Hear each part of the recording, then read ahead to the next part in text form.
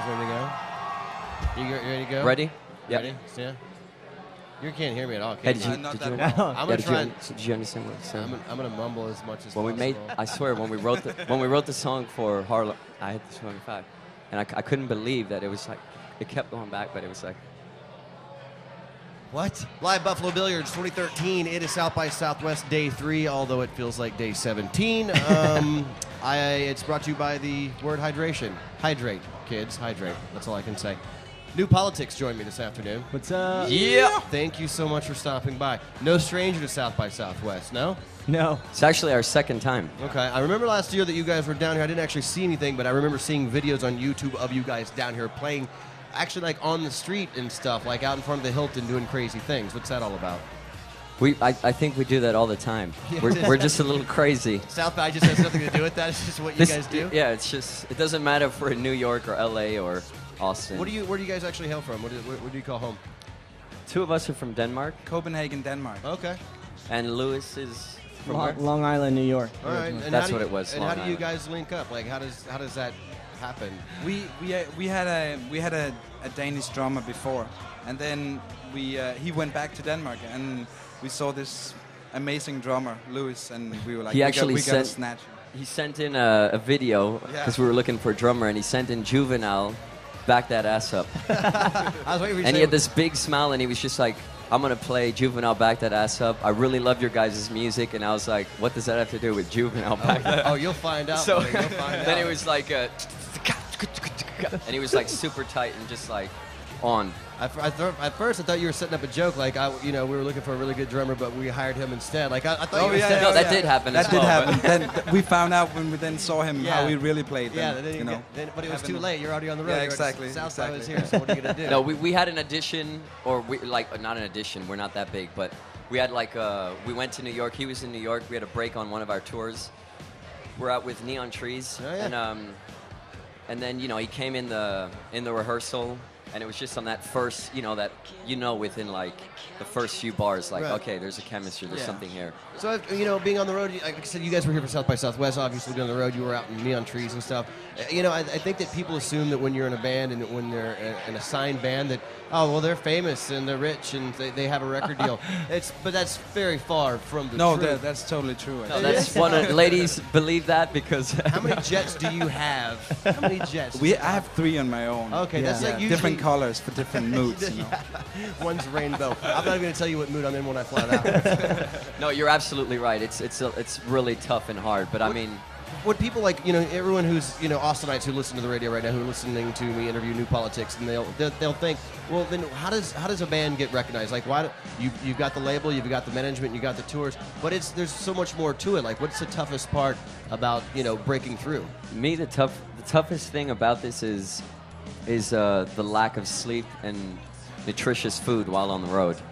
That would be like the toughest Really? thing. Yeah. I think being on the road is no matter how tough it gets, you go up on stage and you can be tired all day, and then you go up on stage and you just realize how much you love it after you. Yeah.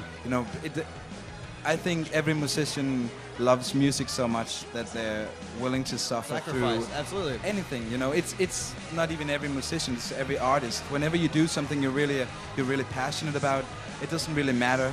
And we all dream of being very successful, of course, but no matter what, this is living a dream for us. So What would success be to you? Like, what would be the point that you could achieve where you go, you know what, we're successful? I think success is measured in so many different ways. And I mean, one of them is, of course, being able to say, I made a ton of money, that exists as well. That's something that you can show, the people. No, like, I mean, here's even some proof. to this day, I mean, I feel that we've had a tremendous amount of success because, we come from a tiny place in Copenhagen, Denmark, and this is completely out of our reality. This is like a dream. Right. This is, and we just have to continue, and we're doing what we love, so it comes easy, and that we can make a living off of this. Get by. I mean, there were periods of like 4 months where we lived off of ramen noodles, while we were writing the second album. I say this But- often in my interviews. That I don't think people understand that because you see you see on TV, you see the Jay-Z's and you see the Beyonce's, you see all the big stars, you know, and those are a huge exception to the rule. Most musicians are what's called working musicians. They're the people that they get up and they go. It's like going to work every day, you know, and they make just enough to get by. They don't have health insurance. Like it's not as glamorous as people think it is. At the same time, I feel that if that's, you know, that's something to dream about, you know, I feel that everybody should have the goal to be as much as they can, as long as they keep the, you know, the integrity. But of course that would be amazing, and yes, it is only a few, but there's so many stories of, I mean, I would love to be on big stages playing for 30,000. Well, how else are you going to pay for those 3 jets? Exactly. Actually, I think my parents, they must be kind of broke at this point, because they're living in the jet right now. It's embarrassing. My parents live in the jet. No, but even the Jay-Z's and stuff, I mean, they, you know, it's like, I remember buying Jay-Z's album in like 92, Reasonable Doubt, or when, I don't know the exact year. But I mean, he must have gone. I mean, he's been on a journey now for what, 20 years? Absolutely. You know, and it's not that when he first came out, it was like that. Like it was magic. Like he just jumped in and they were throwing money at him, and it's so hard, especially for first-time musicians, first time around, new record deal. There's a lot of work in the very beginning just to get to where you're actually profiting money. So, and you know, for people listening right now, if you love a band, you want to support the band. Buy a concert ticket, buy a T-shirt at that show. That's the money that goes in the band's pocket, and usually it goes into gas, into the tank to get you to the next and the hotel rooms. Someone's taking a shower. And I mean, you know, there's also a ton of things that money can't buy. Like us, you know, being here at South by Southwest. Oh, trust me, money bought this. Yeah, it did. It did in the end. But I mean, the experience, you know, absolutely. Us, whatever, you know, being here performing, all these sort of things. Writing that song wasn't money. You know, it came from the heart. It the came love. from, it came.